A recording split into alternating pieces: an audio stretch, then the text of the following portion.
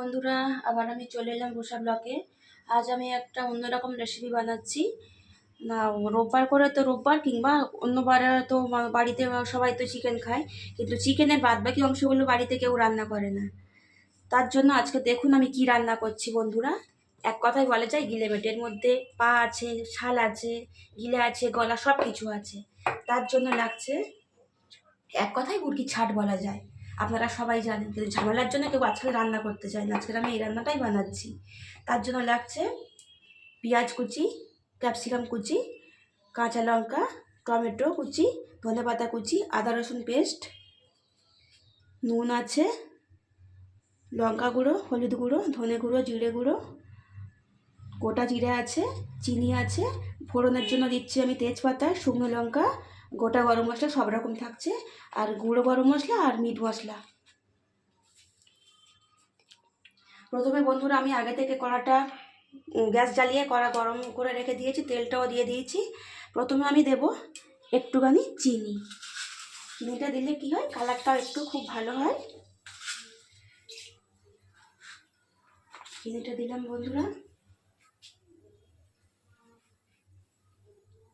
তেল গরম হয়ে গেছে, প্রথমে আমি দিয়ে দিলাম গোটা গরম মশলা, তারপরে দিয়ে দিলাম শুকনো লঙ্কা, তেজপাতা, তারপরে দিয়ে দিলাম গোটা জিরে।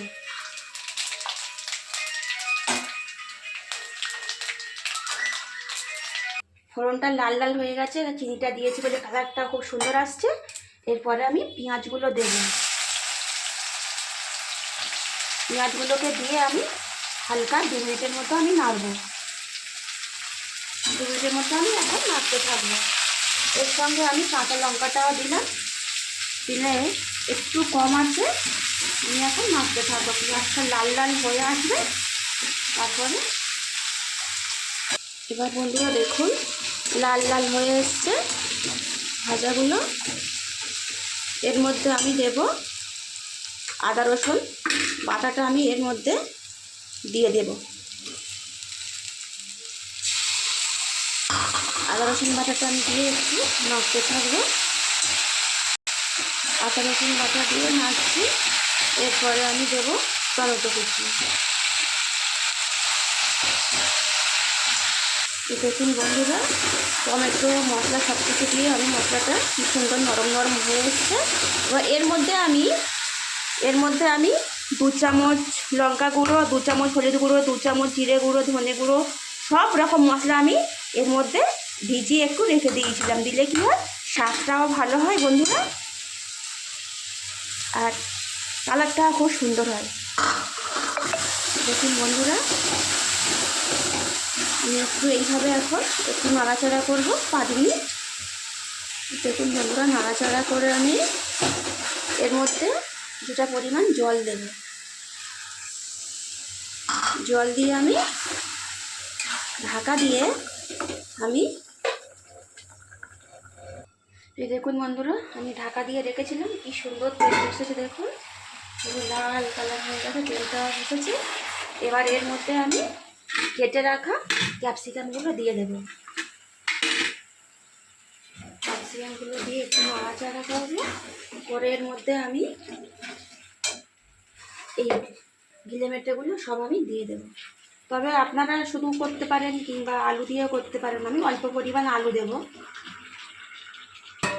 এমনিতেও করতে পারেন।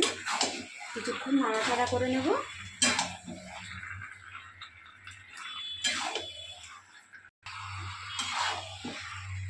বন্ধুরা, আমি এইভাবে নেড়ে নিলাম আর ওর সঙ্গে দিয়ে দিয়েছি। দেখুন এইভাবে নাড়াচাড়া করে আমি এইভাবে 8 ঘন্টা একদম স্লো আঁচে রেখে দিই, পাক্কা 8 ঘন্টা।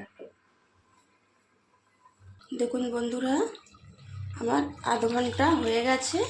কত জল বেরিয়েছে, কম আঁচে করে রেখে দিয়েছিলাম, জল বেরিয়েছে। এবার এর মধ্যে আমি মিট মশলাটা আমি অ্যাড করে দেব। মিট মশলাটা আমি সবটুকু দিয়ে দিলাম। যেহেতু আগে নুন দিইনি, জলটা বেরিয়েছে, পরিমাণ মতো আমি নুন দিলাম। নুন দিয়ে আবার আমি 8 ঘন্টা রেখে দিলাম। 8 ঘন্টা হয়ে গেছে। দেখুন এর মধ্যে আমি আবার ছোট বাটির 1 বাটি জল দিয়ে এবার আমি ঢাকা দিয়ে রেখে দিলাম। বন্ধুরা আমার হয়ে এসছে, আর 10 মিনিট আমি ঢাকা দিয়ে রেখে দিলাম। নোংরা এই দেখুন বন্ধুরা, আজকে তো আমি এইটা আমার রুটি দিয়ে খাবো, কারণ হাতে দেখুন আটাও ভর্তি আমার, কি সুন্দর তেল এসেছে। ব্যাস আমার রেডি হয়ে গেছে, একদম রেডি। আমি গ্যাসটা বন্ধ করে দিলাম। এবারে এর উপর দিয়ে আমি ধনে পাতা কুচিগুলো দিয়ে দেব। ধনে পাতা কুচি দিলাম, দিয়ে এবারে গরম মশলাটা দিয়ে ঢাকা দিয়ে রেখে দেব।